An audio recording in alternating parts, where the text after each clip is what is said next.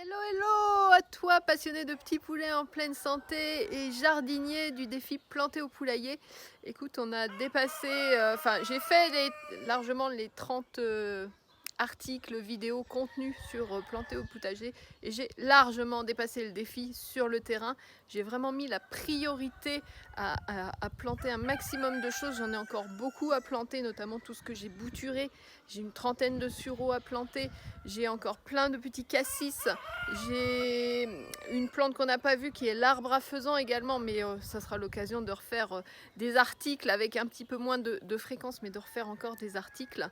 Et avant de te parler de ce que je vais faire aujourd'hui et qui va clôturer en quelque sorte ce défi de 30 jours, il y a quelqu'un qui veut te dire quelque chose.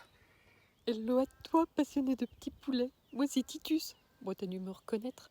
Bon, alors, moi, j'ai bien regardé les youtubeurs, comment ils font. Au début des vidéos, ils disent tous hey, like ma vidéo, appuie sur le petit pouce. Et puis, laisse un commentaire aussi. N'hésite pas à nous dire, moi, je me ferai un plaisir de lire tout ce que tu marques. Et maman Gaëlle aussi. Et puis, appuie sur la petite cloche. Je sais pas trop ce que c'est la petite cloche en fait, mais c'est pas grave. Appuie sur la petite cloche, paraît que c'est pour t'abonner. Pour ne rien louper de toutes les informations que Gaël et moi on va te partager sur la chaîne YouTube. Comment elle s'appelle les copains la chaîne YouTube? Œuf poule poussin. Ah oui, œuf poule poussin. Oui évidemment, pourquoi j'y ai pas pensé.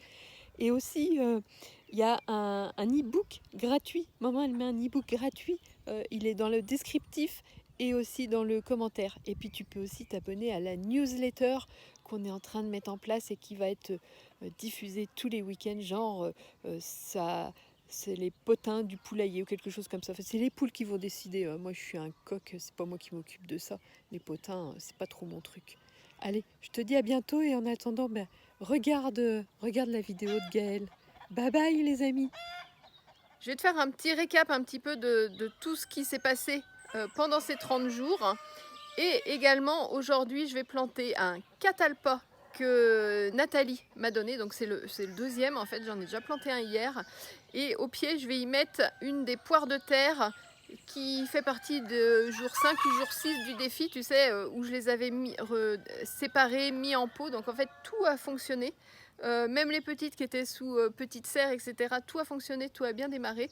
Mais tu vas retrouver tout ça dans le bilan de qu'est-ce qui a fonctionné, qu'est-ce qui n'a pas fonctionné, parce que c'est intéressant aussi de voir qu'est-ce qui n'a pas fonctionné et puis peut-être pourquoi si j'ai la solution.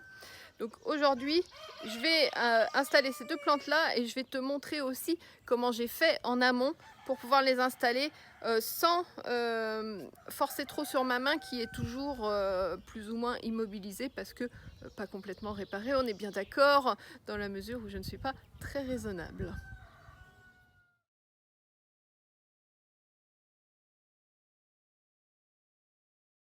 Donc comment je procède avec mon équipe d'ouvriers, ouvrières agricoles ici pour préparer le terrain, c'est que déjà je leur fais désherber, tu vois, comme c'est ici, en nourrissant en fait sur cette partie-là le matin, je leur mets leur nourriture au sol et du coup ça fait un désherbage. Si je veux plus qu'un désherbage, par exemple, à cet endroit là où est l'Iléo, je vais insister.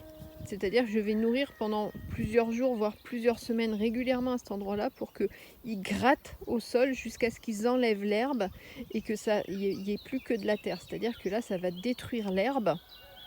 Et là, c'est exactement, c'est volontaire, c'est pour pouvoir mettre une autre plantation, un autre arbre. J'ai également, tu vois, juste après, un autre endroit où là, c'est déjà plus avancé parce que on l'avait fait en premier. Donc ici, on a déjà quasiment plus d'herbe.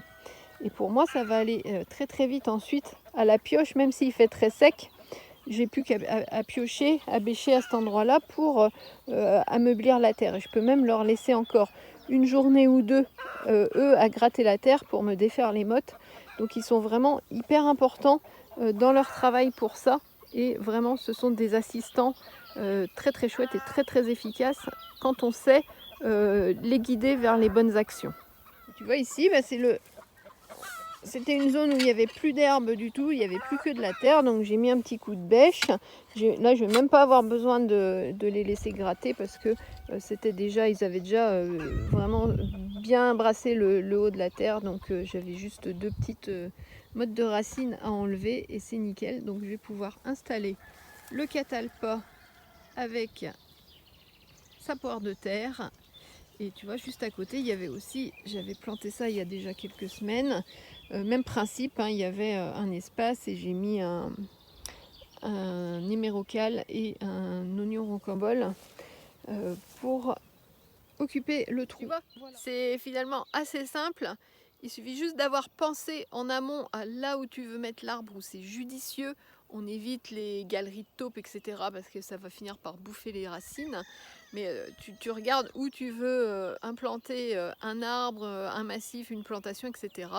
Et tu nourris tes poulets à cet endroit-là déjà pour désherber, puis pour désherber complètement et mettre la terre à nu, de manière à pouvoir ensuite aller travailler. C'est vraiment ultra simple, c'est une astuce que je te passe, ça vaut de l'or parce que ça va te faire gagner du temps et en fait tu utilises tes petits poulets comme ouvriers agricoles. Non, c'est pas de l'esclavagisme, c'est utiliser à bon escient les capacités de chacun. Énième défi réussi, le catalpa et la poire de terre sont installés, paillés, protégés, arrosés, sous l'œil vigilant de Monsieur Golden qui me surveillait. Et toi, qu'est-ce que tu as mis en place dans ton poulailler depuis le début du défi, c'est-à-dire depuis le début avril en fait. Maintenant ça fait 2 mois et demi. En 2 mois et demi, qu'est-ce que tu as eu le temps de mettre en œuvre dans ton poulailler? Partage-le dans les commentaires qu'on en discute. Et je te fais une autre vidéo avec le bilan de ce qui a fonctionné, pas fonctionné dans une seconde vidéo. À très bientôt, belle journée à toi.